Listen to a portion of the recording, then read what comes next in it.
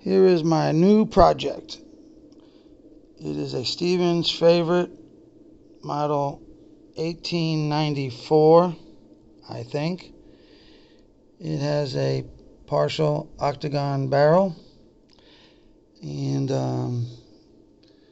not too bad of a shape. The barrel does have a little bit of rust, but the wood's in pretty good condition.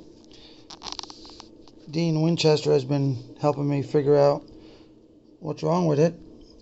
The handle has a little bit of play. We determined that there is a gap in the breacher block against the chamber when a cartridge is loaded.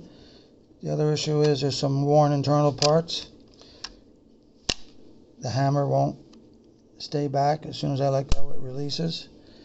And I'm going to take it apart and see what looks worn, take some pictures, post it on my community page. And I know I wasn't the first one in here. The screw heads look like they're worn, and also I found the extractor was in backwards. I don't know if I can get a good picture of it, but I did manage to reverse it in what I believe is the right direction.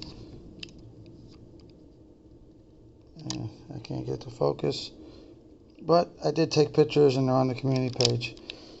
So like I said, it's a project, work in process. I'd like to get it functioning and just have it as a gun that I can shoot for target practice.